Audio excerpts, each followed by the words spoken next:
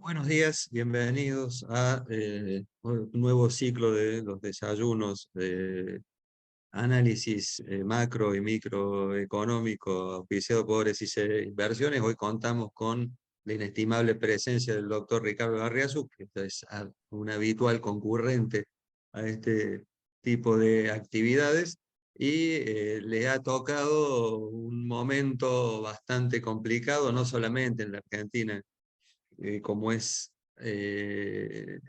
ya no es noticia, pero también en el mundo ha aparecido alguna cuestión compleja con esta circunstancia que afecta a los bancos a nivel global, así que creo que vamos a tener mucho material para que se pueda explayar. Así que sin más preámbulos, doctor, lo dejo Bueno, muchas a cargo. gracias. Buenos días a todos. Yo más o menos dividí la charla en dos partes porque hay novedades en todas partes. Mitad del mundo, mitad Argentina. En el mundo, ¿cuáles son los eventos recientes? La inflación sigue bajando, pero a un ritmo menor. Hay una clara desaceleración económica, pero sin recesión. Hay un fuerte ajuste en la burbuja de activos, pero todavía falta. Y hay una incipiente crisis financiera en Estados Unidos y en Suiza. Entonces, yo esto lo tengo que poner en un contexto. El mundo tenía un doble problema que se derivó de la pandemia y políticas fiscales y monetarias irresponsables que demoraron demasiado tiempo en darse cuenta que ya no hacía falta. Y eso generó, por un lado, inflación, aumento de precios de los bienes y servicios, y por el otro lado, una burbuja en el mercado de activos, es decir, aumentos exagerados en el precio de los activos. Es la primera vez que se dan juntos en mucho, mucho tiempo. Casi siempre hubo inflación o hubo burbuja. Es la primera vez que se dan juntos. Y el problema de esto es que todas las veces anteriores, cuando hubo que resolver el problema de ambos, hay que bajar el gasto agregado. Y generalmente generó una recesión, corta, pero recesión. Esta es la primera vez que hasta ahora no estamos en recesión. Entonces, acá tienen, por ejemplo, esta es la inflación de Estados Unidos. Mire a dónde había llegado, está bajando. Y esta es la relación patrimonio neto a PBI en Estados Unidos, estable durante 40 años, la primera burbuja a fines de los 2000 que explotó, la segunda burbuja la inmobiliaria y este burbujón que está explotando, pero el último dato es estable. Entonces era evidente que ambos fenómenos tenían que ser resueltos. ¿Qué está pasando? La inflación está tendiendo a la baja, pero con volatilidad. Esto es lo que se llama inflación headline, o sea, con todos los ítems. Miren cómo estaba en Estados Unidos la mensual y los últimos dos, que esto hizo asustar a alguna gente, aunque la tasa anual sigue bajando. En Europa, que hubo 3 meses negativos, de golpe muy fuerte, pero el anual sigue bajando. China, negativo. Brasil, un poquito más arriba, pero en todos los casos el anual viene bajando. Es decir, esto es la tendencia buena y acá hay rebotes que hay que estudiar. Yo ya les expliqué a ustedes que hay dos tipos de bienes, lo que son cambios de precios relativos, energía y alimentos, pero da la casualidad que en febrero no hubo energía, por lo tanto este dato preocupa un poco más. Sí está bajando, miren en Europa, miren la tasa anual de la variación de energía en Europa. El gas que había llegado a $100 el millón de BTU, ahora está a menos de 30. Y por lo tanto, tenemos que centrarnos en la inflación núcleo, que excluye alimentos y energía, donde tuvo un pequeño aumento, tuvo un fuerte aumento en Europa, no así en China, no así en Brasil. Entonces tenemos que ver qué es lo que está pasando acá, a pesar que esta está bajando.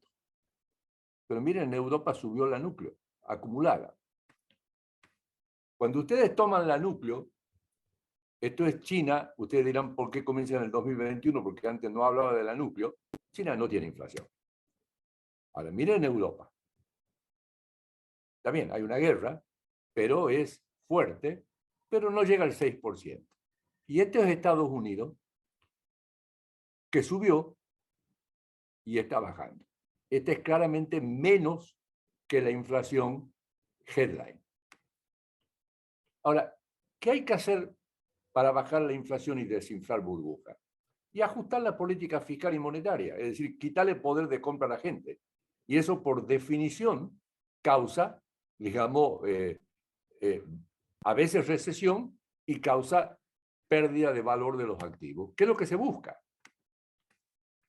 Entonces, esto es Europa.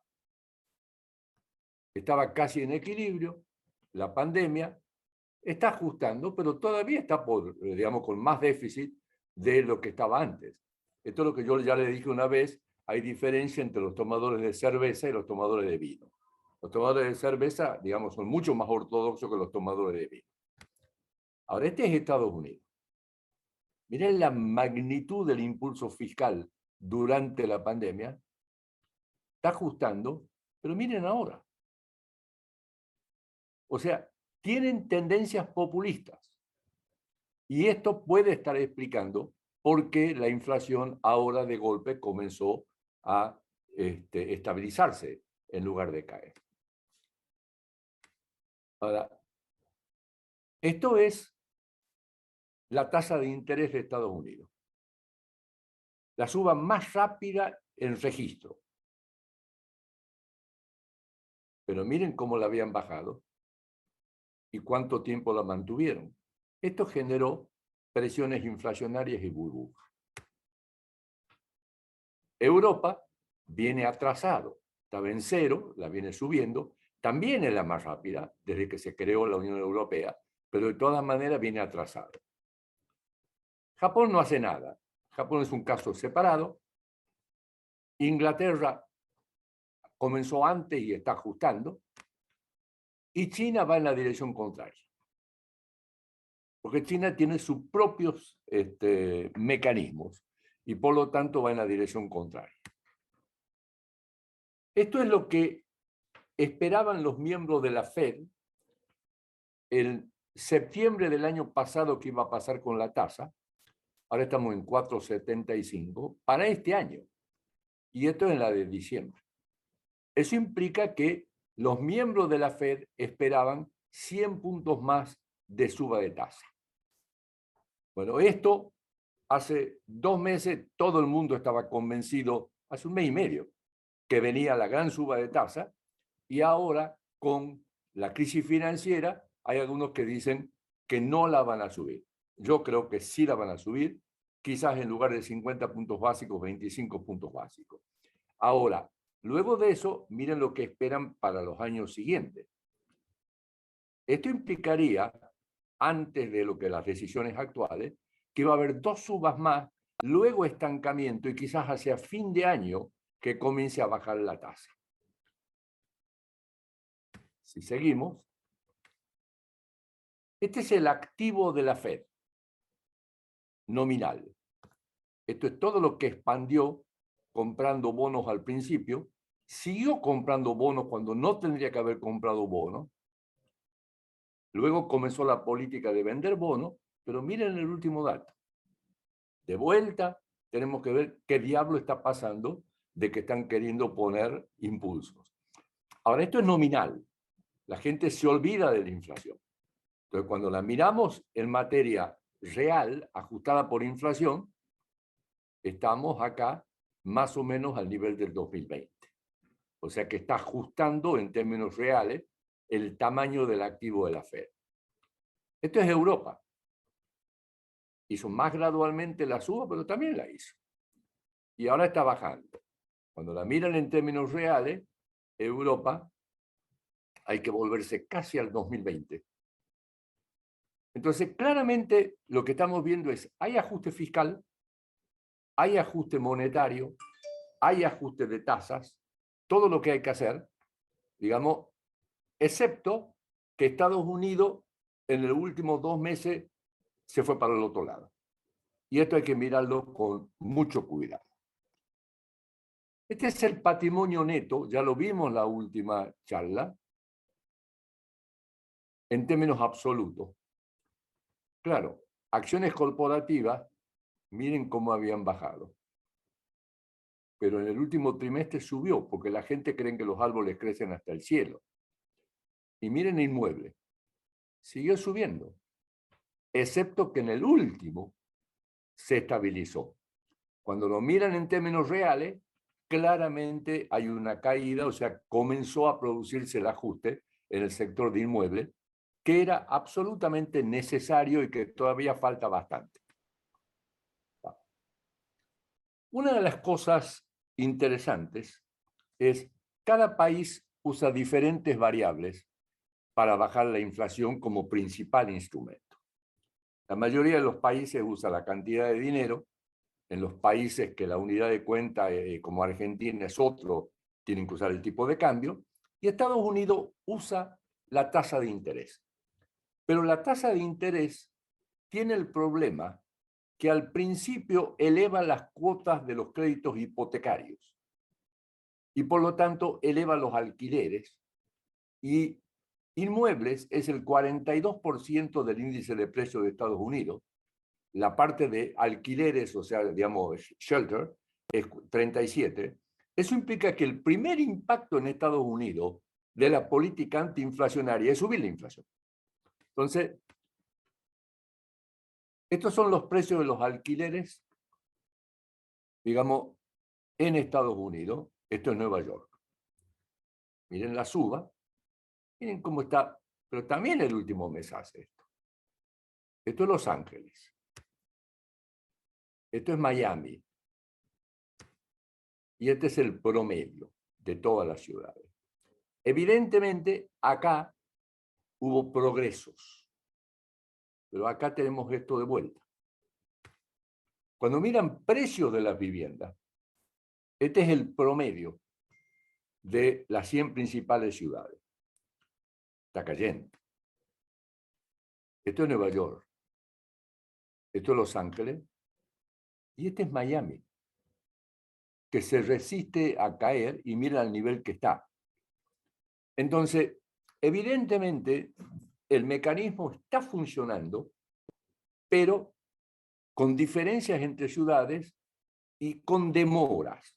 Algunos dirán, esto es el rezago de la política monetaria. No, en realidad tiene que ver, digamos, directamente con las características del índice de precio de Estados Unidos. Esto lo pueden ver acá. Cuando ustedes miran la inflación core, la núcleo en Estados Unidos, esta es la total. Vienen bajando con fluctuaciones. Ahora, miren la que es sin alquileres. Acá tenemos esto de enero, pero la tendencia es clarísima. Entonces, la política está teniendo mucho más efecto en lo que no es alquileres. Y la parte de alquileres demora el efecto en los números, pero se va a producir inexorablemente. ¿Qué otros impactos hay residuales de la pandemia? El mercado laboral. Este es el empleo, tendencia y el observado. Miren lo que pasó en la pandemia y miren cómo se está recuperando. Viene más rápido que esto, pero todavía hay gente que no está en el mercado laboral. Y si miran ocio y hospitalidad, perdón, si miran la tendencia general de la oferta laboral, miren cómo bajó la oferta laboral. Se está acercando, pero todavía no está. Desaparecieron 2,5 millones de personas. ¿A dónde desaparecieron?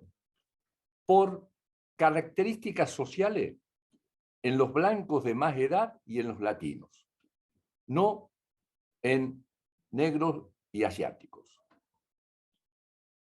Por características de empleo, esto es educación y salud, perdón, esto era ocio y hospitalidad. Lo que más cayó se está recuperando, educación y salud y el resto. El resto ya se recuperó completamente. ya casi no hay diferencia. Entonces la mayoría está en esto y esto es como viene el índice general. Bueno, claro, todo eso afecta a los salarios. Esta es la tasa de aumento de salario en 12 meses por tipo de actividad. El total, ocio y hospitalidad, que es donde más desapareció la oferta, ahí están los latinos, digamos, esto es lo que pasó. Pero cuando miran 6 meses, ven que ya comienza a caer. Y cuando miran 3 meses, cae bastante más. Y cuando miran el último dato, van a ver fuertes caídas. Eso implica que el mercado laboral ya se está normalizando y eso está contribuyendo a que haya menores aumentos de salario y por lo tanto menores presiones inflacionarias, y eso es lo que ustedes vieron por la tasa core, la tasa NUC. ¿Cómo reaccionó el mercado a las acciones que tomó el gobierno? Estas son las tasas implícitas en los bonos en marzo del 22. Esto era en plena pandemia. Acá ya cuando comenzó el ajuste. Y estos son los últimos días. Bajó un poco. Esto es por toda la crisis reciente, digamos, que hizo bajar, digamos, subir el precio de los bonos y bajar las tasas de interés. Esto es la crisis bancaria. Pero miren cómo está esto. Claramente la forma normal es una forma así, lo cual uno debería esperar que en el mediano plazo esta baje cuando baje la Fed y esta suba un poco. Eso es lo que uno debería ver. Esto de acá es lo que sirve para tipo de cambio, la tasa a 2 años. Y esta de acá es la que se utiliza para evaluar activos. Esta es la tasa del tesoro a 10 años. Promedio histórico 4,57, pero está en el nivel más alto desde el 2007, justo antes de la crisis.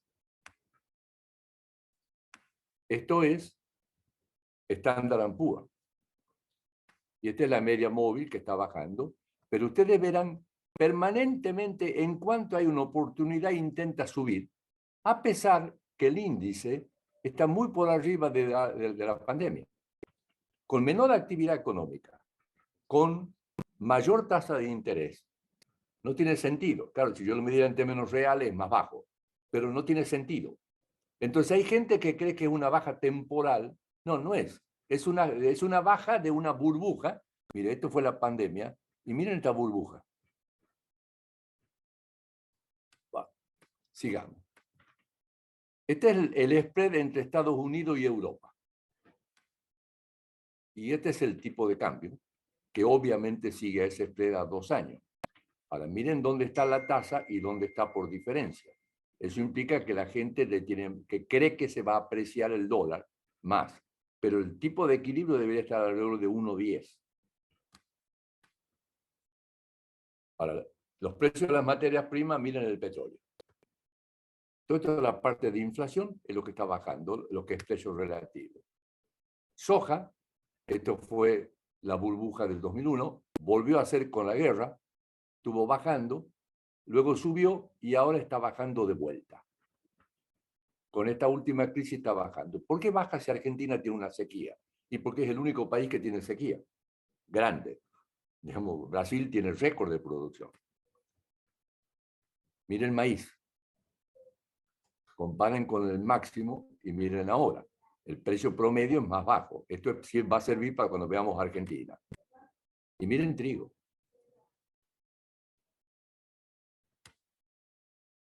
Y esto es el oro, que ahora está subiendo por la crisis afuera. En estos días hemos tenido una pseudo crisis financiera. Veamos qué pasó. Este es el Silicon Valley Bank. Esto fue una locura. Miren el precio de la acción. ¿Ok? ¿Y por qué es esto? Dinero fácil. Las tecnológicas recibían mucha plata para los startups. Ellos, casi todos los depositantes, porque lo recomendaban cuando daban un crédito, era eso. Y la contrapartida la pusieron en bonos del tesoro, creyendo que era muy líquido y muy seguro, y no se dieron cuenta que podían bajar los precios. Además, hay una parte de su activo que está evaluado no a valor de mercado, sino a valor técnico. Entonces, de hecho, cuando comenzaron a caer las tecnológicas retiraron depósitos, ellos quisieron vender los bonos y se encontraron de golpe que valían menos y que por lo tanto no tenían capital para hacerle frente. Es un típico caso de irresponsabilidad en el manejo de activos y pasivos por la creencia de que, digamos, los árboles crecen hasta el cielo. Entonces, la crisis se concentró en bancos regionales, con foco en tecnología y startups, y los primeros bancos fueron Silvergate y Signature, y generando la quiebra de Silicon Valley. Esto impulsó un fuerte estrés financiero en todo el sector, derivado en caída fuerte del precio de las acciones. La Fed actuó como tiene que actuar, rápido, garantizando los depósitos y evitando que sea una crisis sistémica. Es importante notar que acá no se salva al dueño del banco. Ellos perdieron todo. Lo que se salva es al sistema para evitar una crisis como la del 2030. Ya lo hizo Bernanke luego del error de dejar caer Lehman Brothers, digamos, y ahora lo están haciendo muy rápido. Obviamente, ahí la gente comienza a ver banco por banco y todavía hay susto, pero actuaron muy rápido y muy fuerte y en forma coordinada. Eso le puso un piso a las cotizaciones, generó tranquilidad. Vamos a seguir, claro, generó la duda si la Fed va a subir la tasa. Ahora, miren lo que son las capitalizaciones de los bancos. Muy capitalizado. Y acá es cuando Trump eliminó la obligación de estar capitalizado. La pregunta es ¿por qué se produjo eso y qué está pasando con diferentes tipos de bancos? Estos son los bancos regionales. Y este es el sistema en su conjunto. Estos son los valores. Esto es JP Morgan. Casi no cambió. Estos son todos los bancos grandes. Ahora comenzamos con los bancos más chicos.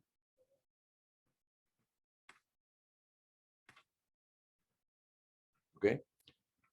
¿Qué quiere decir esto? Esto no es una crisis sistémica. El sistema estaba bien capitalizado, hay problema, obviamente al subir la tasa hay problema, pero ya cuando veamos activos y pasivos van a ver que el problema no es tan grande. Estos eran los activos del sistema financiero, los bancos comerciales regulados, en 2007, y casi duplicaron su valor. Ahora, ¿cuánto tenían de liquidez? En efectivo el 4% y ahora tienen el 11%. En bonos tenían el 16% y ahora tienen el 25%. Acá está uno de los problemas.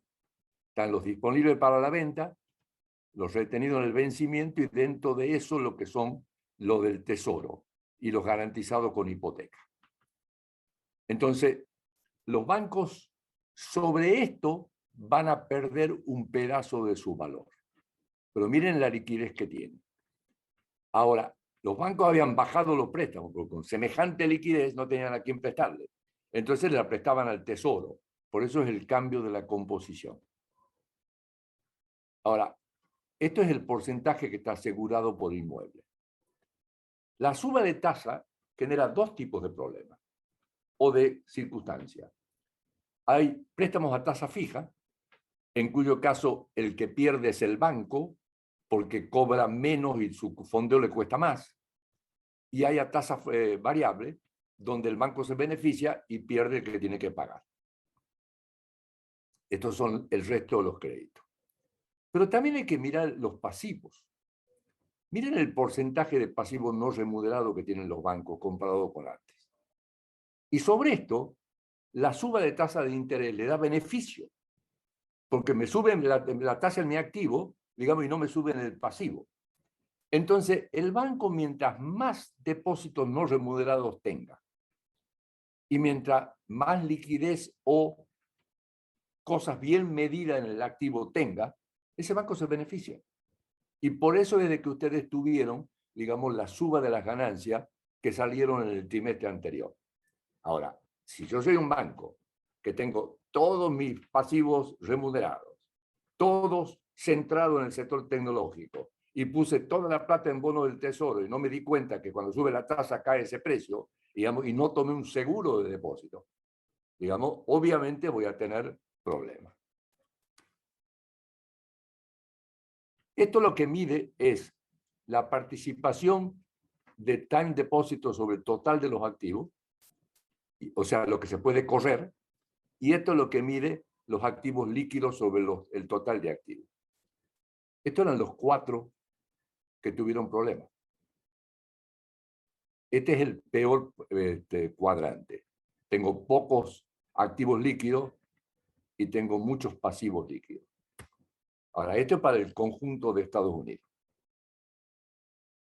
Entonces, claramente, los que se cayeron era porque tenían problemas, digamos, que ya habían sido advertidos por los reguladores.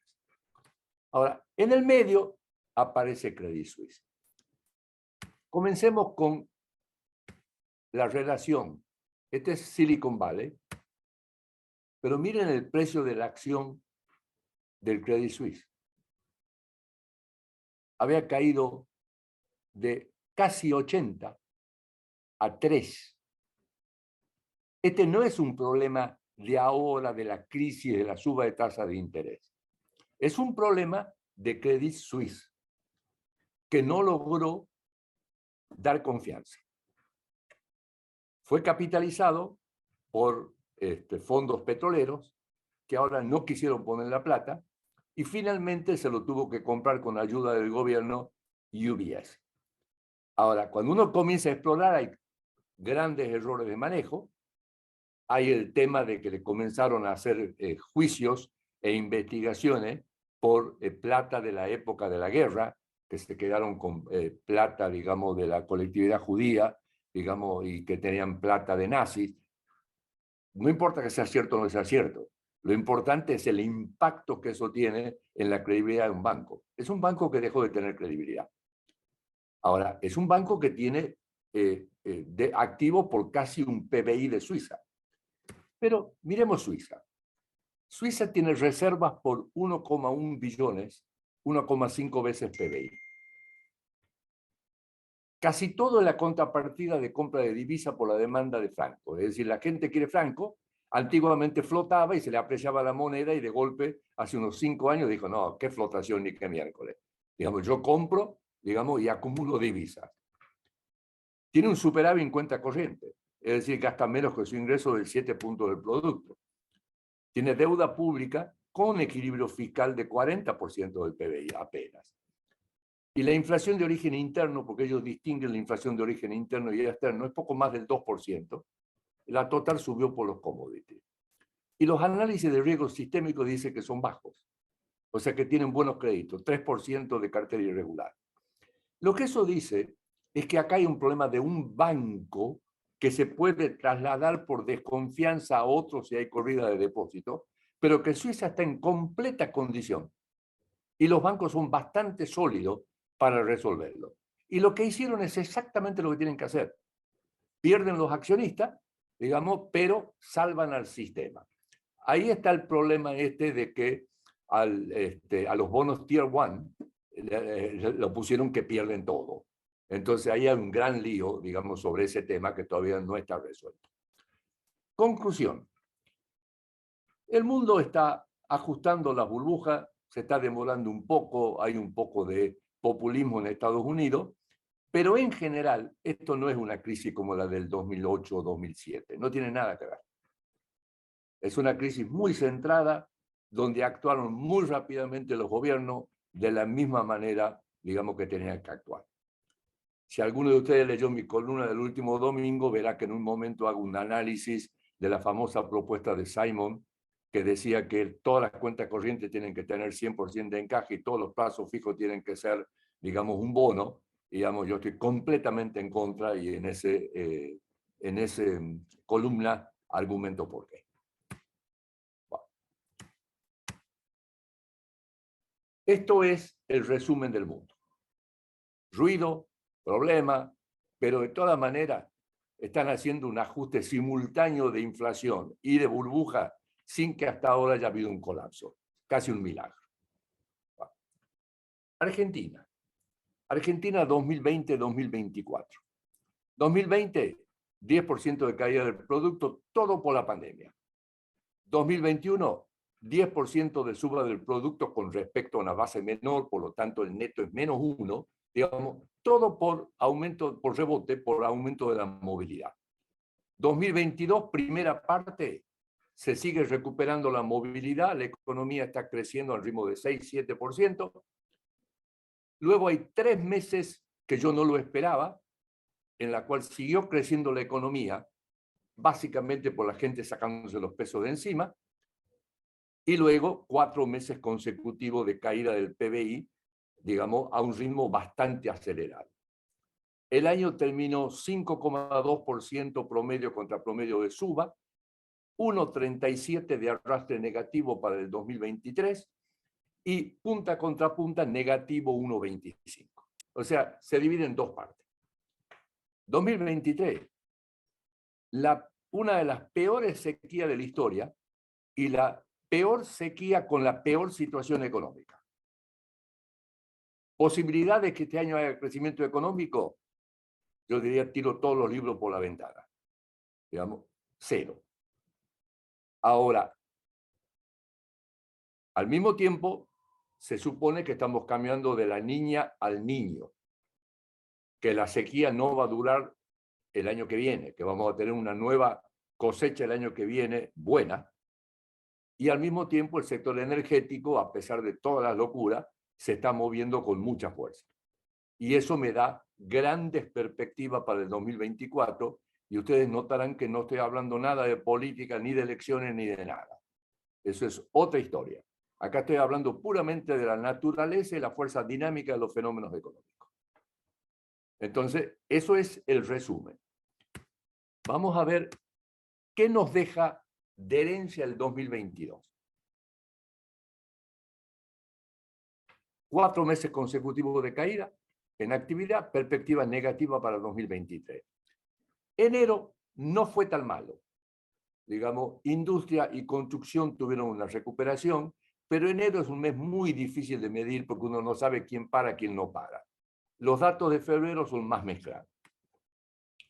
Inflación, fuerte suba, se duplicó en el 2022. Hubo un estancamiento en los últimos 2 meses del año a un nivel alrededor del 90%. Volvió a rebotar. Hay claras dificultades para bajarla este año. Y cuando se estancó la inflación, el gobierno quiso bajar la nominalidad. La nominalidad es lo que yo llamo la calecita de precios relativos. El gobierno, en cuanto vio una baja, quiso bajar la tasa de devaluación y la bajó. No subió la tasa de interés cuando la tenía que subir.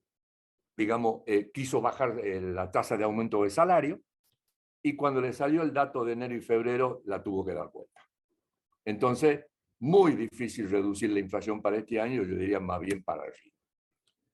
Sector externo, el año pasado, a pesar que tuvimos una mejora en los precios agrícolas, en precio de energía subió y por razones nuestras nos convertimos en importadores de energía y dio un año negativo.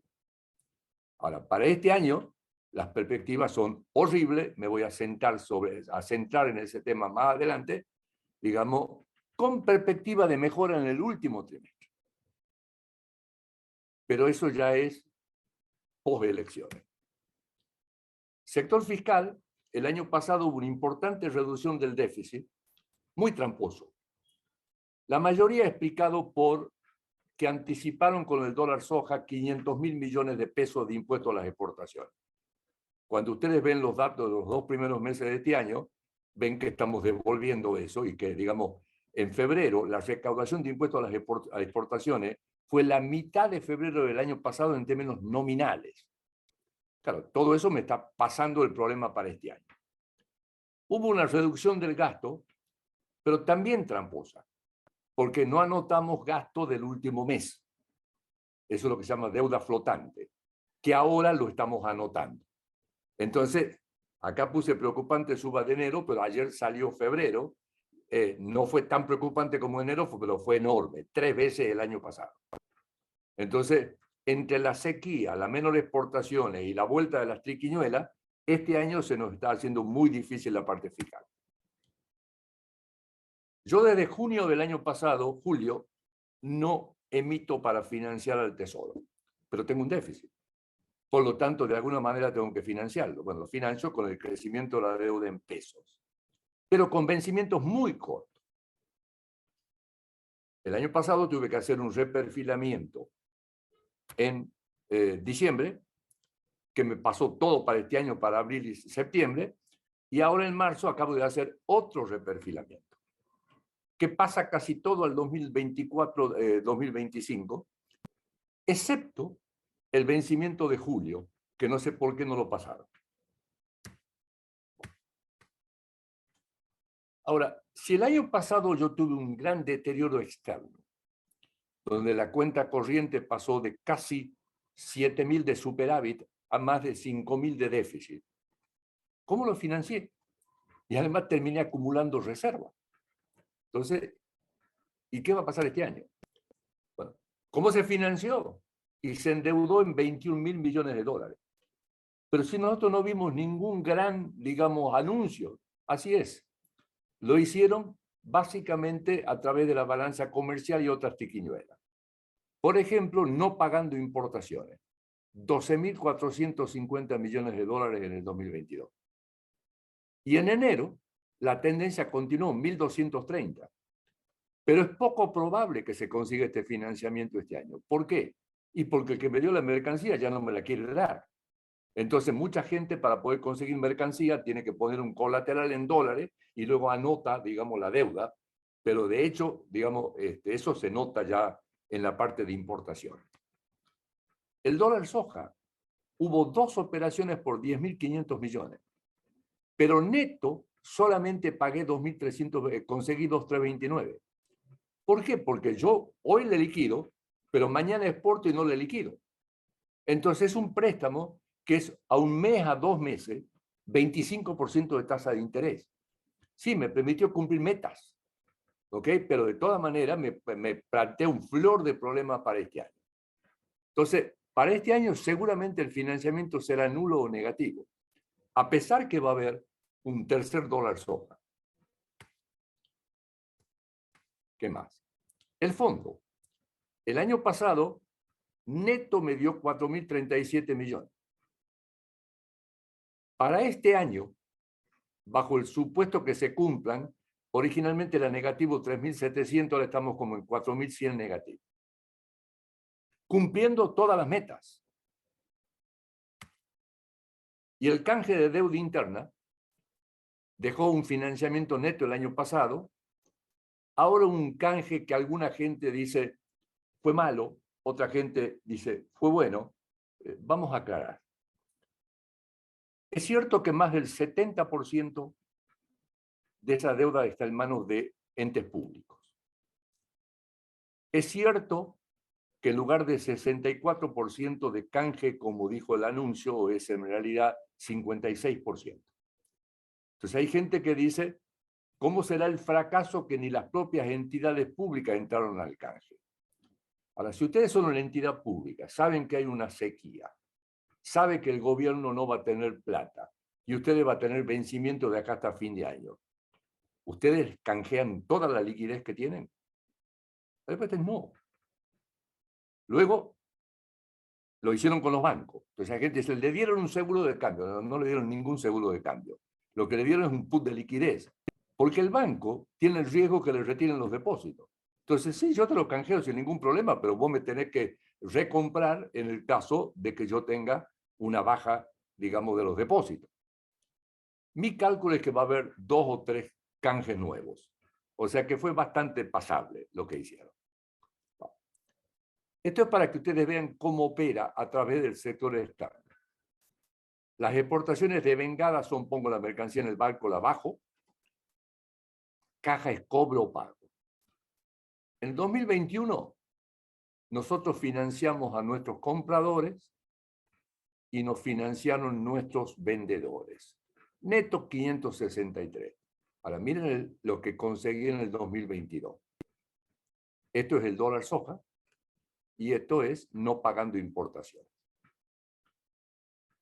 Este año, ¿voy a poder conseguir la misma cantidad? No. ¿Me van a dejar pagar la deuda que tengo por importaciones? No. No tienen con qué. Entonces, básicamente, el problema que hay es que este año, con un deterioro de la cuenta corriente, no puedo conseguir el financiamiento que conseguí el año pasado. Miren la balanza comercial cómo se está deteriorando. Esto es 12 meses a octubre, esto es de vengado. Esto es lo que exporté, esto es lo que importé el año pasado y esto este año. Hay un deterioro del 7.000, la mayoría es combustible. En precios subió un poco más de importación que de exportación. Y en volumen, en el año entero, hubo suba. Esto fue hasta septiembre. Ahora, en enero fue negativo y este año mi primer cálculo es que hasta el mes de septiembre, todos los meses la balanza comercial va a ser negativa. Pero esta es la balanza comercial. Tengo que agregarle servicios reales y servicios financieros para terminar en la cuenta corriente. Entonces, vuelvo a decir, vamos a tener todos los meses déficit en cuenta corriente y si no hay un cambio de confianza o algún préstamo, vamos a tener todos los meses pérdida de reserva. Y cuando la gente está diciendo, miren, estamos perdiendo, eso es absolutamente natural. La pregunta que tenemos que ver es, ¿aguantan o no aguantan? Digamos. ¿Qué está haciendo el gobierno? Tratar de conseguir plata. Anunciaron un nuevo swap con China de 5.000 millones de libre disponibilidad. No, no es así. El swap es un intercambio de monedas. Me dan yuanes, yo le doy pesos, yo en mi activo pongo yuanes que entran en la reserva y en el pasivo pongo pesos que no entran en la reserva. Hasta ahí, nada. Para poder usar esos yuanes, me lo tienen que autorizar. ¿Y para qué? Solamente para financiar con comercio exterior. Hasta ahora se había activado una sola vez, que es al principio de Macri. Ahora consiguió autorización para activarlo por 5.000 millones de dólares, 35.000 millones de yuanes. Como yo tengo déficit con China, que el año pasado pagaba con dólares, ahora lo puedo pagar con yuanes. Y entonces, desde ese punto de vista, esto me amplía la capacidad financiera en 5.000. Y el gobierno aspira a hacer lo mismo con Brasil. Ustedes habrán visto que moneda común, vamos a poder usar la moneda de cada uno. En realidad la moneda de cada uno se puede usar hace rato y nadie la usa, porque ningún brasileño me va a aceptar pesos argentinos. Moneda común en dos países absolutamente no confiables, mucho más Argentina que de Brasil, es imposible. Lo que Argentina realmente quiere es que Brasil le haga un swap igual que el de China para que le dé 3.000 millones de dólares.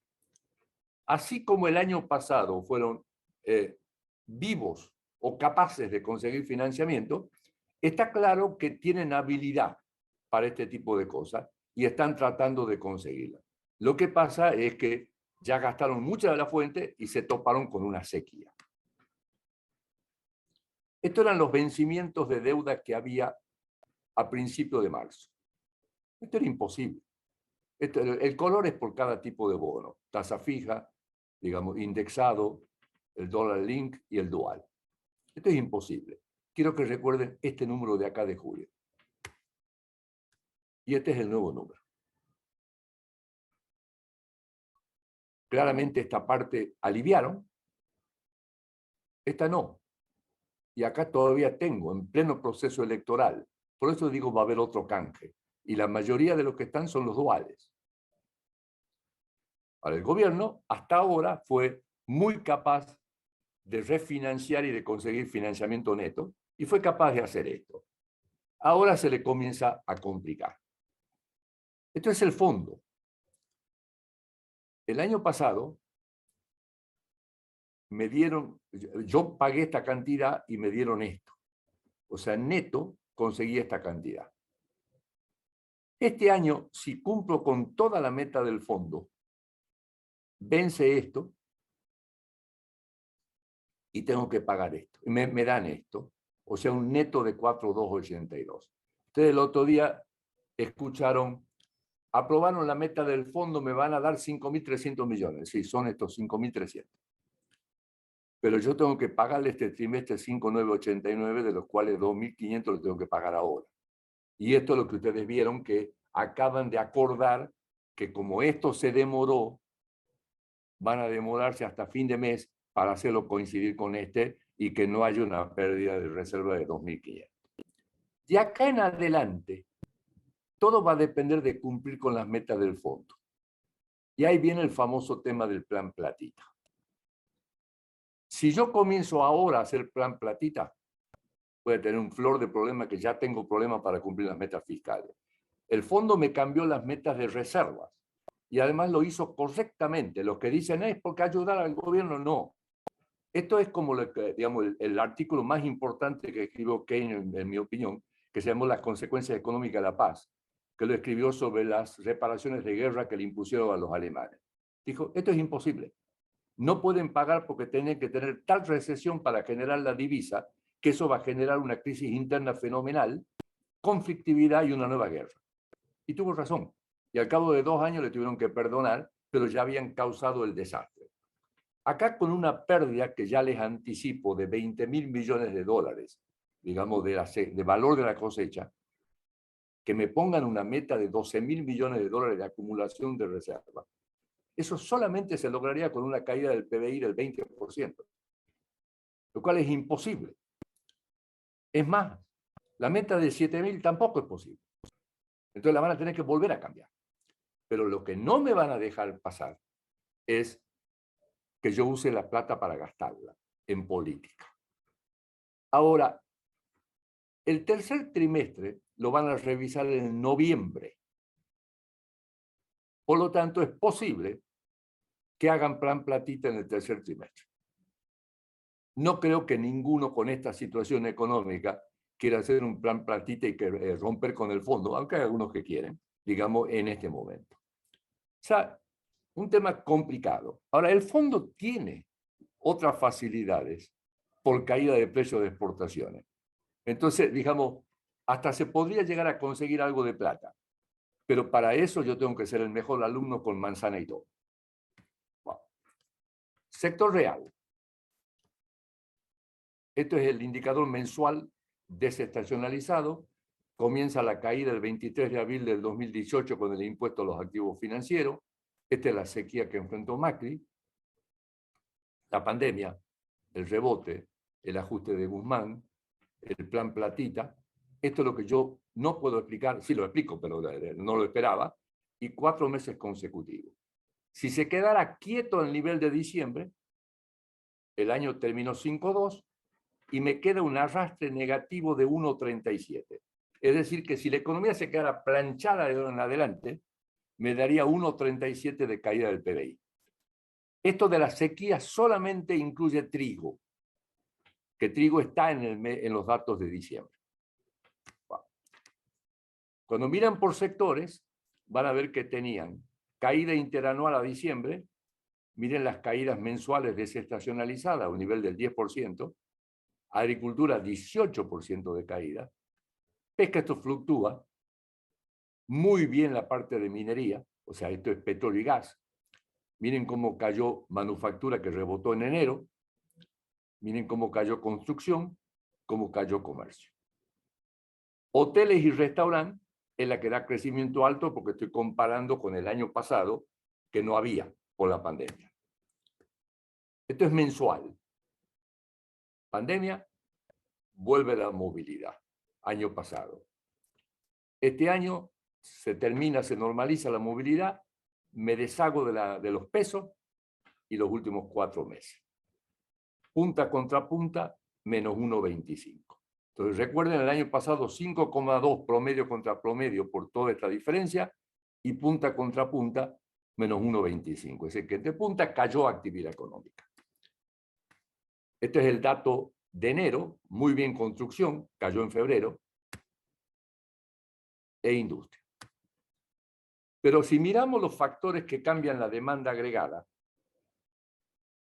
que son de origen externo, interno o exógeno, que es la naturaleza, esto fue 2021, por eso dio 10% de crecimiento. Esto fue 2022, donde la movilidad fue la mayor crecimiento. Esto es el externo 2023. Esto es la sequía y la pandemia, y esto es si cumplo con las metas fiscales y monetarias. Por lo tanto, no tengo ningún factor que me dé crecimiento este año. Como ya lo dije, el único que podría cambiar es este. Si la gente dice Argentina está barato, va a haber un cambio, entonces compro ahora. Pero es complicado. Con todo lo que tenemos es complicado. Va. Inflación. Yo no sé si la última charla a ustedes les mostré este gráfico de donde salían mis pronósticos del año 72 al 92. Helvar, Gómez Morales, Rodrigazo, unificación cambiaria. Etapa militar, primera parte de Alfonsín, plan austral, segunda parte de Alfonsín, las dos hiperinflaciones que ocurren cuando floto sin reserva y convertibilidad. Yo hace 4 meses le daba a esto 50% de probabilidad con una proyección de 135 de inflación para este año, a esto 10% de probabilidad, digamos, con una inflación rondando el 90%, al Rodrigazo le daba 30% de probabilidad y a la hiperinflación le daba 10% de probabilidad. ¿Qué ha pasado? Al principio tuvo algo de éxito Massa, pero ahora está claramente en esta etapa. Entonces, esta sigue siendo la más con mayor probabilidad. Devaluación. Van a intentar lo posible, lo imposible para no hacerla, porque saben que un salto cambiario sin reserva y sin confianza es el Rodrigazo. O sea, genera un gran problema. Esto va a ser poco probable, pero si se quedan sin reserva por la sequía, vamos a estar en este. O sea, subió la probabilidad de este. La más alta sigue siendo esto, si no hay problema político. O sea, que posiblemente la inflación esté en 115. Ustedes recuerden, el fondo, el orden que quiere en tasas de variación es tasa de interés, que le acaba de poner mensual al 6,5, que te da, digamos, como 110%, luego quiere inflación y luego quiere tipo de cambio. En nuestro pronóstico, 120, 115, alrededor de 110. Esa sería, digamos, sin ruido político y sin que me quede sin reserva. Si me quedo sin reserva o con ruido político, digamos, no quiero poner un número. Sería bastante complicado. Este es el último mes, 6-6. Pero lo que hay que verlo es acá. Lo estacional, que son las verduritas, la núcleo y la regulada. En enero, la estacional fue 7,9. Ahora bajó la verdurita. Pero la núcleo fue 5,4 y ahora es 7,7. Esto es lo más preocupante. Y la regulada había sido 7,9 y ahora es 5,1. Para marzo sabemos que tenemos en la regulada aumento de nafta, aumento de los colegios, aumento de las prepagas, aumento, digamos, del gas. O sea que claramente esto va a estar cerca de 7. Después puede haber abril un poquitito de agachada. Pero todo eso es complicado. Esta es la inflación de 12 meses. Estos son los 4 tipos de bienes. Acá están incluidos los márgenes. Miren cómo subieron los márgenes. Y estas son las variables que determinan esto y por lo tanto determinan esto. Algunas son externas, otras son que las maneja el gobierno mientras pueda, y otras son de mercado. Los precios internacionales cayeron en el año entre puntos, que es interesante porque esto venía al 28%. O sea que no tenemos nada de inflación internacional. Tipo de cambio que venía al 30 al principio, terminó 78,6 contra 102,5. Esto es, comillas, el atraso cambiario. Paralelo, cayó un poco la brecha. En servicios públicos subieron 92,2 y 85,6, y los salarios registrados subieron 97,8. ¿Qué te parece cuando todo el mundo habla de la enorme diferencia? Miren acá. Para este año, esto seguramente va a ser 0. Esto lo están subiendo al 6% mensual. Esto sería 6 mensual si no hay una crisis política, mucho más del 6. Acá, en el último informe con el fondo, en el acuerdo, sale que tiene que en mayo subir y en septiembre subir. Y salarios están pidiendo más del 100. ¿Cómo miércoles van a llegar a 60? Es imposible. ¿Ok? Entonces, digamos, esto lo más probable es que siga subiendo gradualmente. El número de marzo seguramente va a estar como en 106%. Wow. Impactos de corto plazo. Este era el ajuste con trampas. Subió en enero y subió en febrero. Esta es la variación interanual del gasto. Cambio de gobierno y pandemia. Ajuste de Guzmán. Plan platita. Ahora, esto subió, pero en realidad esto no bajó tanto y esto no subió tanto. En los datos que tenemos del mes de febrero hay una caída en términos reales. Esto es el financiamiento neto del Banco Central del Tesoro, neto de depósitos, casi nada.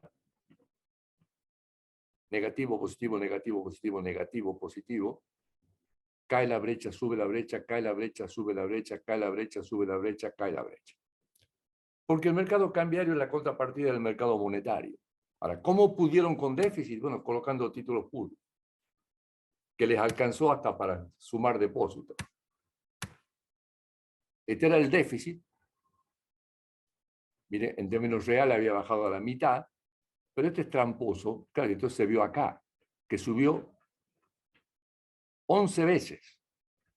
Y el de ahora, que es 228, contra 76, subió 3 veces. Este año estamos en problema porque está bajando la recaudación. Tipo de cambio, tasa mensual, semanal mensualizada, elecciones, recuperación, y cuando bajó la inflación y ahora la volvieron a subir, ahora la volvieron a bajar. Esto es raro. Ellos querían que esto siga bajando para seguir bajando esto, o sea, bajar la nominalidad. Y esto les rebotó. Y este es el tipo de cambio contado con liquidación y la brecha, que recuerden, cayó, subió, cayó, subió, cayó. En el corto plazo, mientras yo no emita y mientras haga el canje, la brecha sigue tranquila. Cualquier problema político que me haga que la gente corra de los depósitos, o si mi situación fiscal se agrava, no la puedo financiar y tengo que emitir, la brecha sube. Y eso hace subir una parte de los precios. ¿Cuánto aguanta? Estas son las reservas brutas y estas son las netas líquidas propias, que están en positivo por la plata que me dio el fondo. Miren cómo era a fin del 2021. En 2015 eran casi 6.000 negativos. Pero si yo tomo ahora las brutas y tomo las líquidas, aunque no sean mías, tengo 16.285. Esto es como Ucrania pidiendo prestada, digamos, municiones.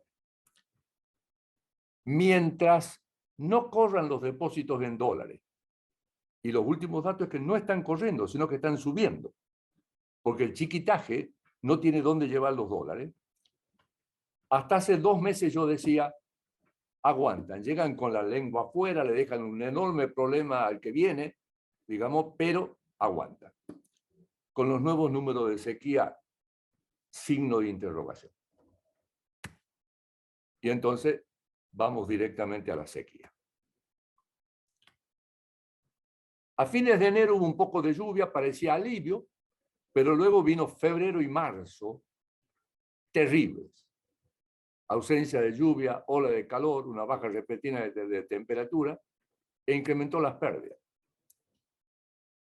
A fines de enero, la magnitud en términos de sequedad parecía al 2008-2009, pero con un impacto ligeramente menor por mejoras tecnológicas y métodos de siembra. Se pensaba que la producción alcanzaría 30 millones, la pérdida de 30 millones de toneladas. Con febrero ya eran 35. Y con marzo estamos arriba de 40 millones de toneladas de pérdida. Una cosa, alivio, es que en 2008-2009 coincidió con una crisis, ahora casi coincide con una crisis, y en aquel momento se hizo caer los precios de las materias primas. Y entre julio y diciembre el precio de los granos se desplomó 50% y se mantuvo relativamente bajo durante 2009, que esta vez no lo tenemos. Pero en esta oportunidad tampoco tenemos suba porque la sequía, digamos, no afectó a otros países. Entonces, vamos a ver la comparación del número. Ustedes recuerden que el año agrícola es octubre-septiembre. Por eso se pone 2 años.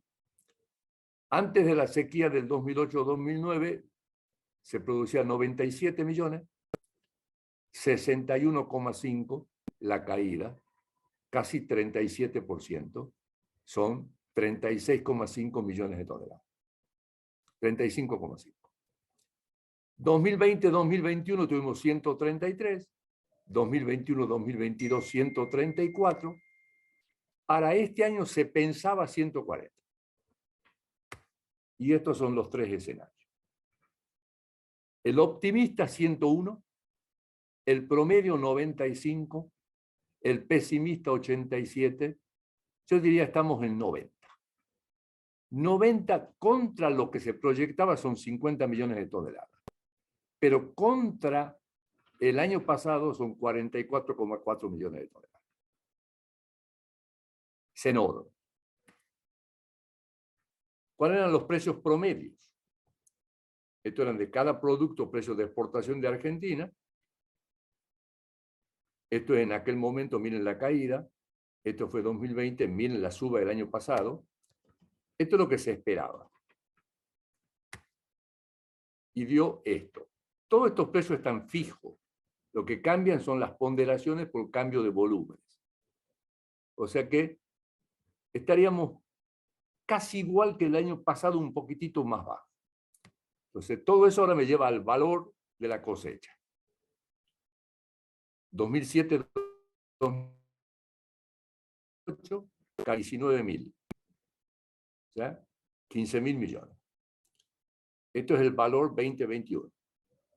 21-22, mire cómo el año pasado nos beneficiamos en el agro.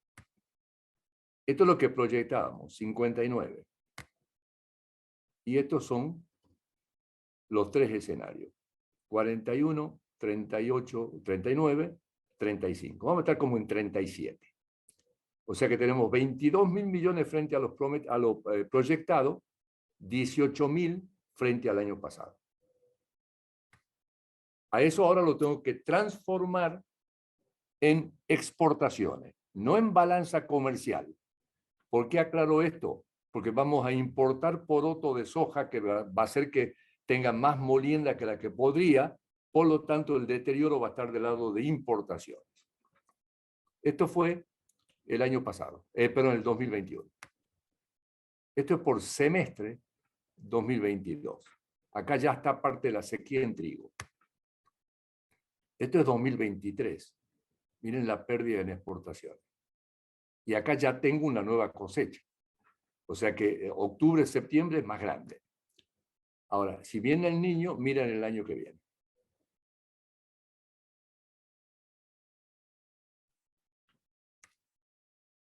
Impactos macroeconómicos. Hay impactos directos, que es el volumen de cosecha. Hay que sumarle en el directo transporte y comercialización. que me lleva más del 10%, una baja del 25 me daría 2,5 de caída, pero estamos en 35, 3,5 de caída, que se agrega al arrastre negativo que tenemos, que ya tiene un poquitito de esta caída. Pero además están los impactos indirectos. El campo tiene menos plata, compra menos de todo, y eso produce una serie de efectos en cadena. Entonces, para verlo, conviene ver qué pasó 2008-2009. Veamos. 2008, la economía venía creciendo 6% y en el cuarto trimestre menos 2%. Agro venía creciendo 1,9, menos 8,3. Industria venía creciendo 7,6, menos 6. Recuerden, había una crisis internacional. Construcción venía creciendo 4,7, menos 4,9. Comercio 7,15, menos 5,1. Y quiero que miren acá minas y cantera. ¿Por qué? Porque este año veníamos creciendo 5,9. No publicaron la cifra, pero con la cifra del EMAE puedo calcular 1,7. O sea, mejor que esto, porque miren minería.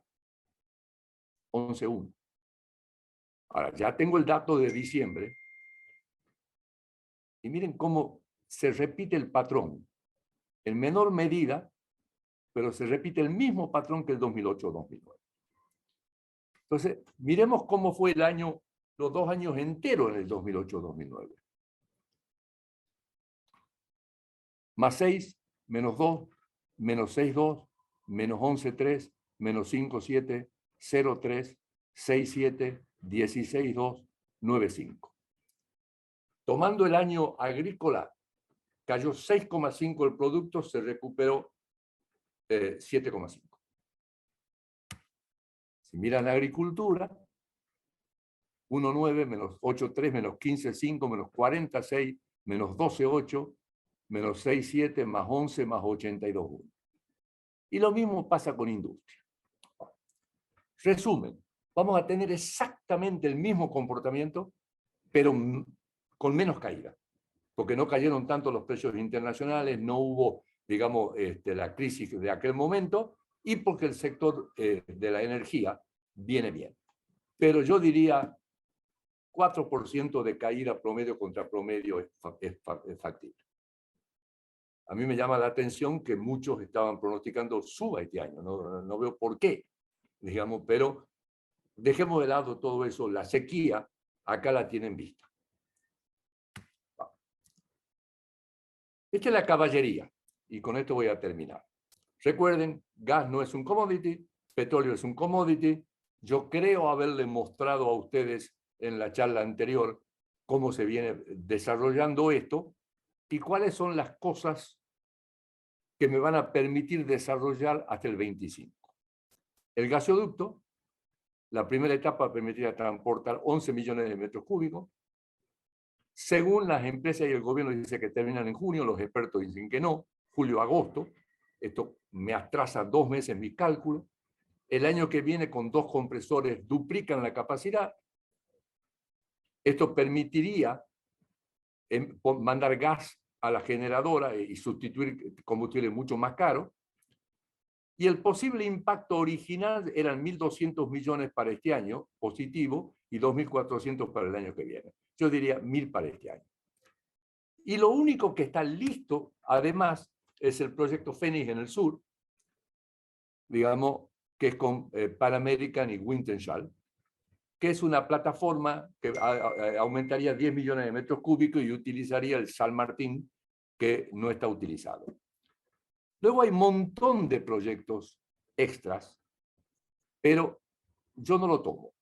Entonces, en gas hay aumento, bajamos las importaciones, subimos un poco las exportaciones, abastecemos el mercado interno y el balance externo en gas, que pasó de 1,994 a 3,425 negativo, este año mejoraría 1.800 millones y el año que viene otros 1.200.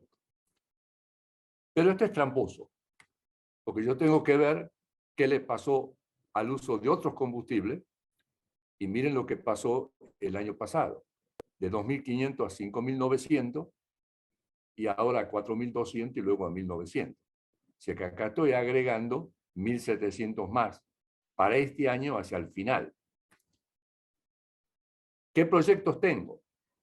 La extensión hasta Santa Fe, la ampliación de la planta de urea, la planta piloto de gas licuado, el estudio de Petrona, digamos, de un gasoducto y una planta enorme, la reversión del gasoducto a Bolivia, esto viene muy rápido, quizás esté antes del 25, el gasoducto a Porto Alegre, y ahora surgió lo que ustedes habrán visto, la segunda vaca muerta que estuvo siempre ahí, se sabía, que se llama Palermo Aike, que tiene más o menos 1/3 de los recursos de vaca muerta.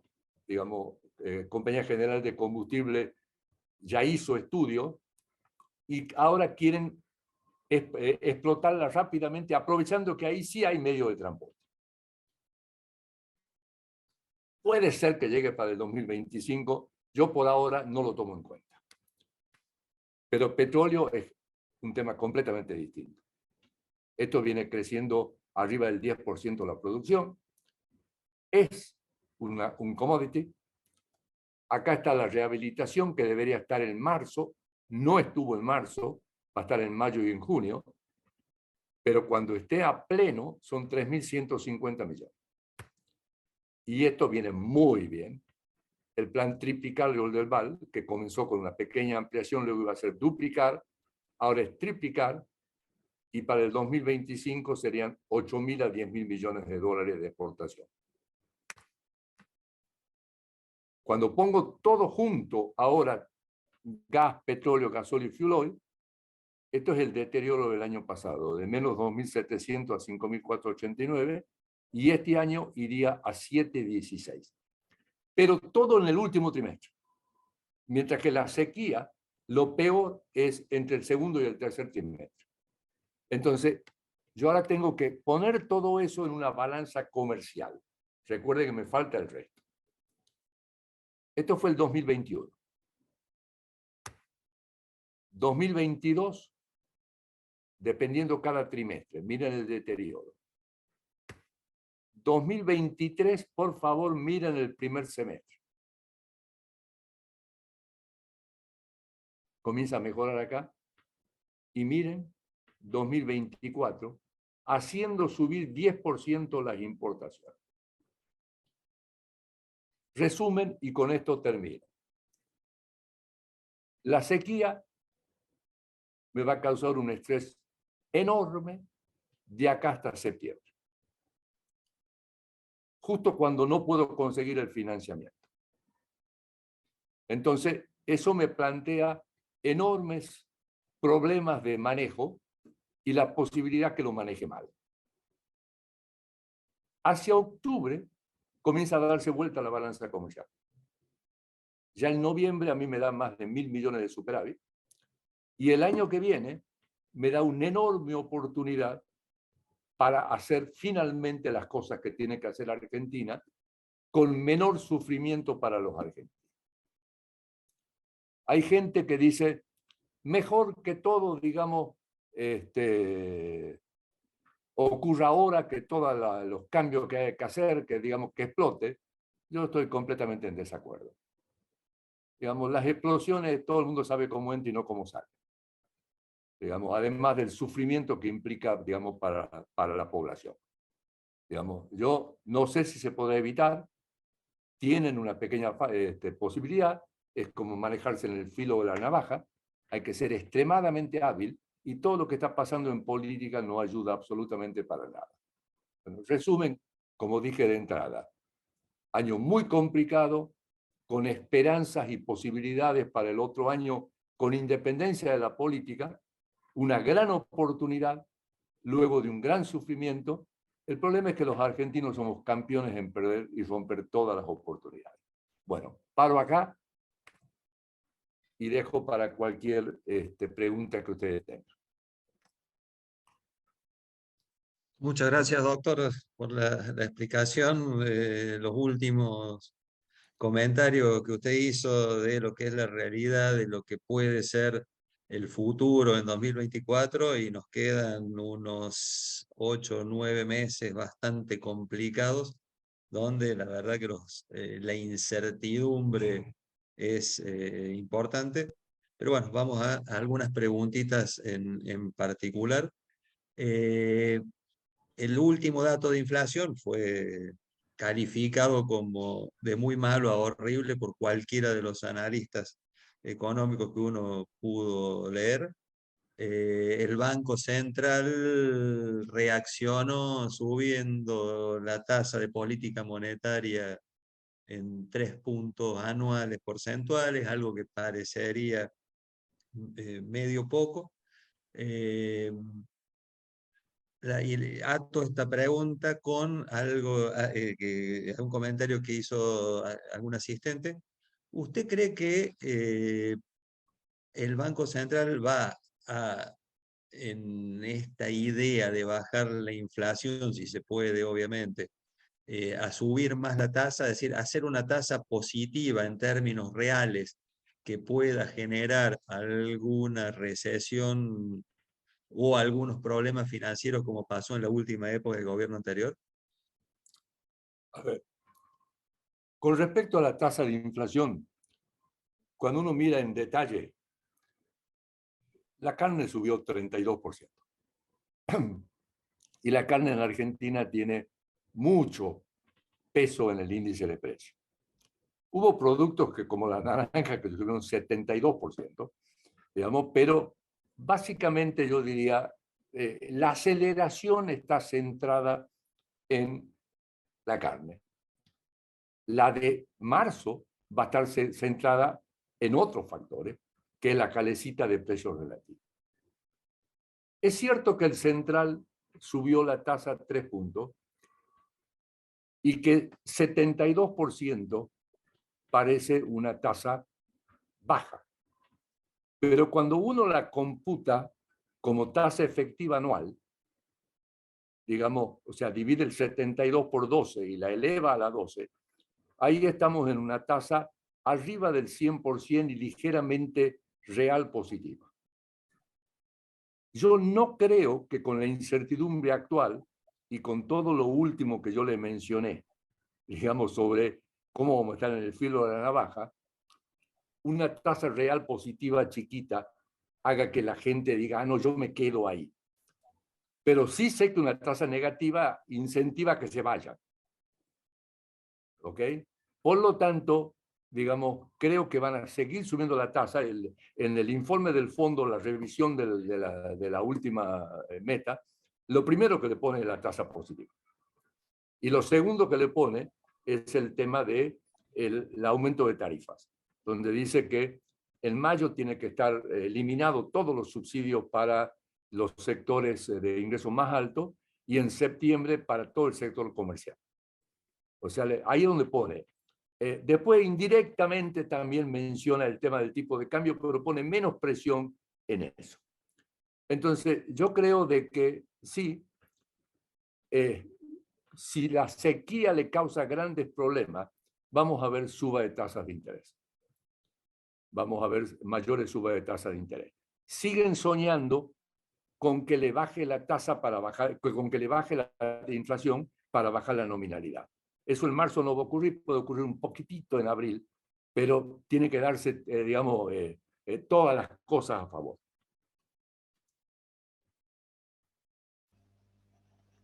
Doctor, una consulta también siguiendo con las preguntas que hace algunos de los asistentes. ¿Ve algún riesgo de especificación asimétrica en los depósitos en dólares, teniendo en cuenta esto de las reservas, que la sequía viene muy fuerte, por lo que se ve acá en el interior de Córdoba, reservas muy bajas, el tema de energía, eso es para el año que viene y teniendo en cuenta de un posible niño, ¿no? ¿Cómo ve el riesgo ese de los Vamos depósitos? por pedazos. Este gobierno, y estoy hablando desde el 2002, 2003 para acá, nunca tocó los depósitos en dólares. Y tuvo situaciones parecidas. Número dos, ustedes recuerden que los depósitos tienen encajes equivalentes al 90 y pico %. Entonces, en ese contexto, digamos, no tendría mucho sentido. Pero también dije que el gobierno aguantaría usando lo que no es de ellos. ¿Ok?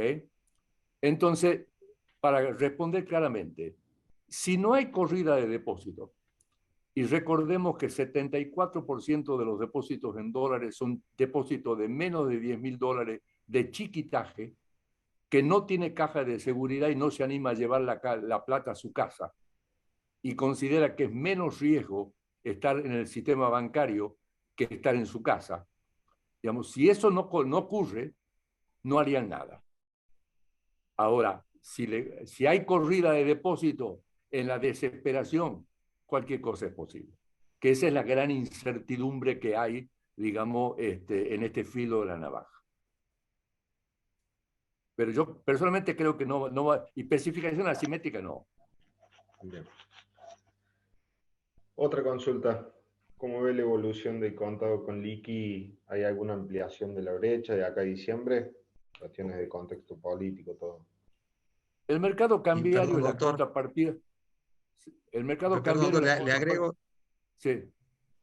discúlpeme, a la pregunta de Agustín le agrego algo, así se contesta de una sola vez. Se habla mucho de desdoblamientos del mercado cambiario en estos días, hay desmentidas. ¿Qué puede comentarnos de eso?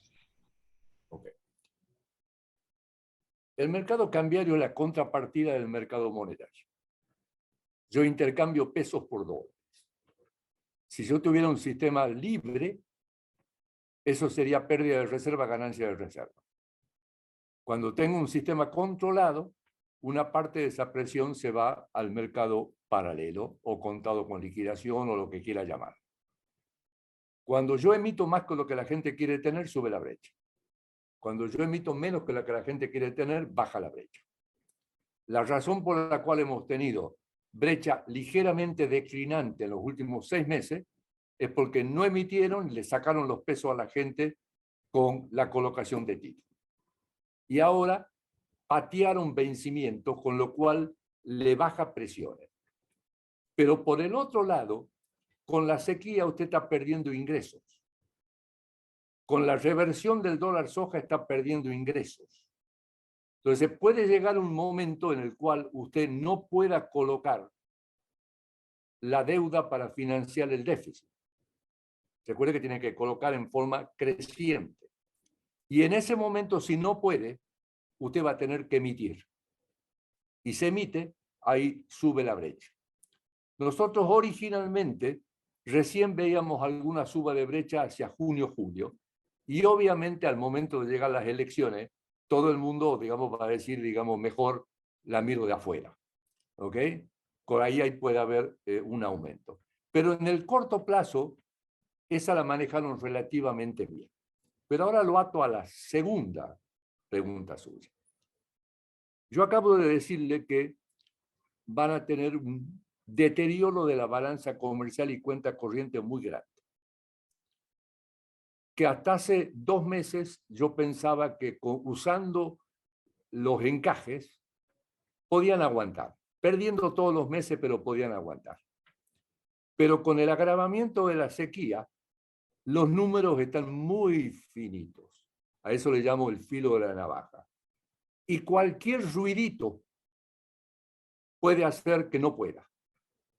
Y si usted no puede, eso es el 6 de febrero del 89. ¿Ok? Entonces es probable que algunos crean que pueden resolver el problema con un mercado dual. Hay gente importante y amigos míos que lo han propuesto. Yo soy enemigo de los dobles mercados cambiarios. Digamos, sobre todo al campo lo mataría porque le dejan todas las operaciones de venta por el mercado comercial y le mandan toda la deuda al mercado financiero. Ya están embromados con la sequía, lo van a volver a embromar. Y después siempre va a aparecer alguno, dame un dólar Malbec, dame un dólar litio, dame un dólar tal cosa, digamos, que es lo que siempre pasó, y comienza una corrupción fenomenal. Pero no le doy probabilidad cero a que lo haga. O sea, cada día que se agrave la sequía, es un día que van a intentar cualquier cosa. ¿Ok? Ahora ustedes habrán visto que ese era el rumor del fin de semana y salió, digamos, el gobierno rotundamente a negarlo. ¿Ok? Pero cada día que se agrave y no consigan plata, pueden tomar medidas desesperadas. Desde ya no pagar importaciones, hacer caer mucho más las importaciones, que caiga más actividad económica, digamos, y en el mercado cambiario pueden comenzar con este tipo de jugarretas.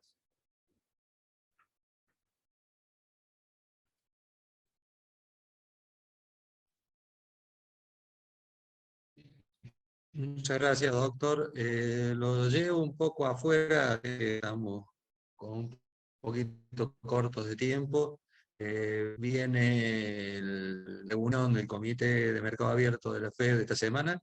Se habla de los 25 puntos básicos, al menos de lo que el mercado apunta, básicamente.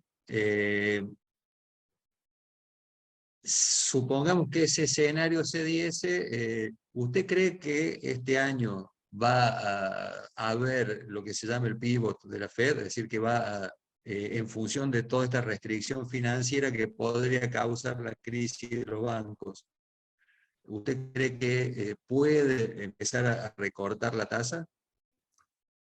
A ver, si yo estuviera en la Fed, que por suerte no estoy, yo subiría 50 puntos básicos. Creo que lo más probable es que suban 25. Es un milagro que no estemos en recesión. Estamos en una fuerte desaceleración, pero con un mercado laboral extraordinariamente fuerte. Entonces, y además el sistema no está muy endeudado, lo cual no tenemos los riesgos que tenemos en el 2007-2008. En mi planteo original iba a haber 2 subas de tasa, luego estabilidad y hacia fin de año comenzar a bajar la tasa. Yo personalmente creo que no debería haber una crisis financiera, que esto es un fenómeno, por eso expliqué tanto, muchos de estos cuadros los preparó Fernando Marengo, digamos, yo creo que el sistema está sólido. Y la idea de que los bancos se perjudican con una tasa de interés, depende de qué banco. Un banco que tiene muchos depósitos que no paga intereses, gana dinero como loco con una suba de la tasa de interés. Digamos, un banco que haya tomado seguro, digamos, teniendo títulos públicos, tiene liquidez y tiene, digamos, asegurado. Entonces, depende qué banco. Yo no veo digamos, que los bancos se vean tan afectados por esto. Y actividad económica, digamos, están arriba de la capacidad productiva y los activos están por arriba del valor de equilibrio de largo plazo. O sea que son cosas que son necesarias.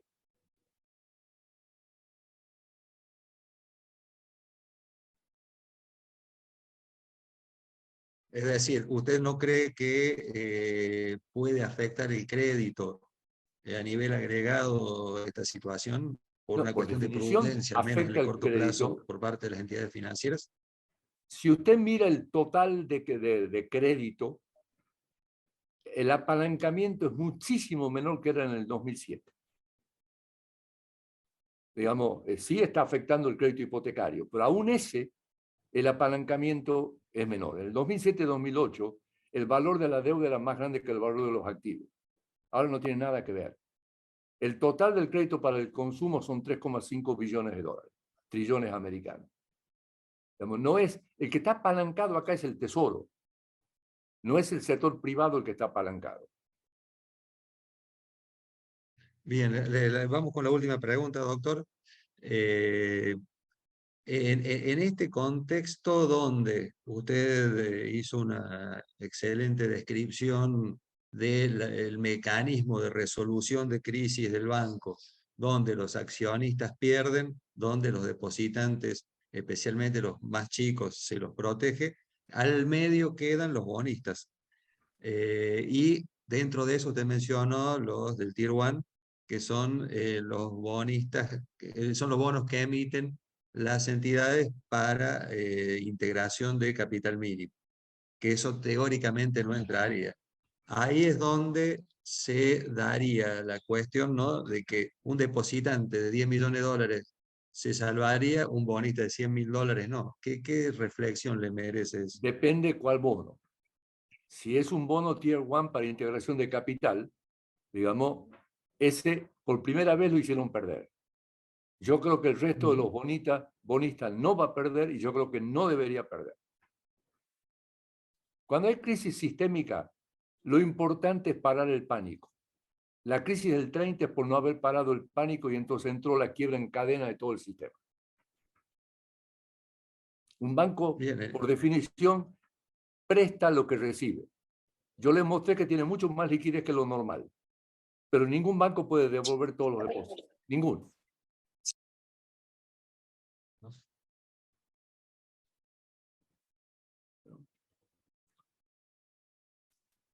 Acá no sé qué pasó, digamos, me apareció un título grande. Doctor, le hago sí, sí. una consulta. Sí.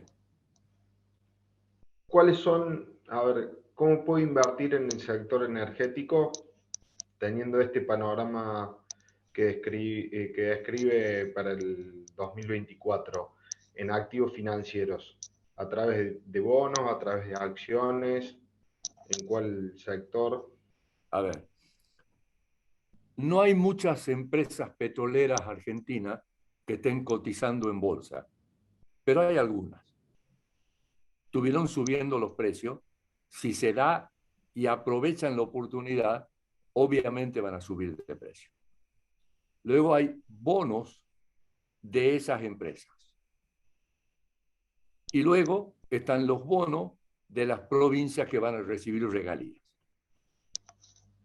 Ahí, digamos, debería andar bien todo eso. Bien, perfecto. Sí, más que nada desde el sector petrolero, digamos que hay bonos. En el corto plazo va a ser más petróleo que gas. Sí, sí. No, perdón. Cuidado que hay algunas. Usted no se olvide que el problema en la Argentina es la capacidad de transporte. Ujú. Entonces hay compañías de transporte que van a ser muy beneficiadas. El otro día, Tecpetrol, digamos, dijo que también va a entrar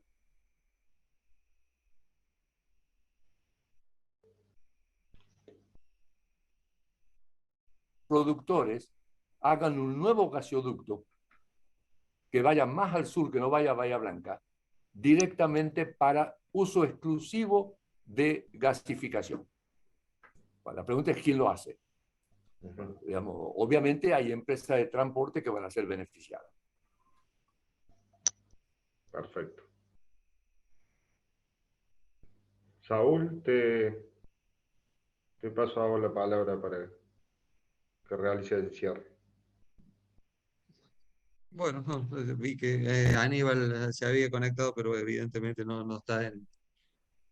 Así que bueno, doctor, muchísimas gracias por la exposición, como siempre, muy sólida y muy rica en cuanto a elementos para el análisis y la verdad nos deja con un poco de optimismo de largo plazo y con la preocupación genuina de qué va a pasar en el bridge hasta que lleguemos en un año con muchísima efervescencia política y quizás con políticos que no están a la altura de las circunstancias.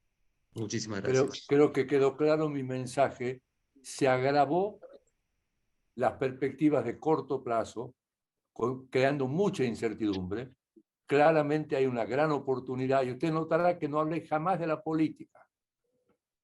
Hablé puramente de la naturaleza y de la dinámica económica.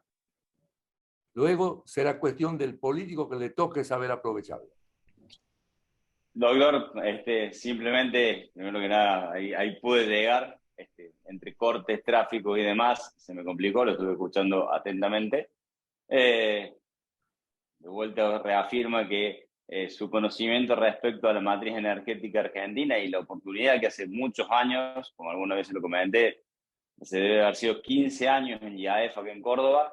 Usted mencionaba lo que era el potencial de Vaca Muerta, que en ese momento recién empezaba. Y bueno, como todo en la Argentina, demora más de la cuenta, y recién ahora estamos encontrando o poniéndole el cascabel al gato. Y la verdad que es muy interesante este análisis, ¿no? O sea, partir de que estamos con una situación muy compleja, realmente difícil, pero que bueno, el próximo gobierno, sea quien sea, se va a encontrar o puede encontrarse con un panorama donde haciendo un par de cosas correctas, la restricción externa argentina podría cambiar, no sé si para siempre, pero por mucho tiempo, ¿no? O sea, de partir de precios internacionales que no servían y de importar energía en la década del 60-70 a tener precios internacionales, como usted mencionó, estamos viviendo una crisis global parecida al 2008-2009 y los commodities agrícolas no bajaron, los commodities mineros, incluido el petróleo, tampoco, y Argentina puede ser un gran productor en ambos. Nos abre de vuelta no sé si una esperanza, por así decirlo, para superar esta transición compleja que nos queda, ¿no? O sea, creo que tendremos un año movidito, a los que nos tiene acostumbrado a Argentina, pero de vuelta la potencialidad de lo que es nuestro país se pone de manifiesto y usted siempre lo recalca y creo que estamos mucho más cerca. Mencionó la cantidad de proyectos que ya están en marcha, que no son simplemente planes, sino que ya están prácticamente andando. Así que nos queda una visión optimista más allá de tener que superar esta transición, ¿no? Así es. Muchísimas gracias de nuevo por acompañarnos en esta ya periódico evento de actualización y de perspectivas, y agradecer a todos los que participaron y se han tomado el tiempo para acompañarnos el día de hoy. Los comprometemos a seguir acompañándonos en otros eventos en el futuro. Doctor, hasta la próxima. Gracias a todos. Buenas tardes. Buenos días.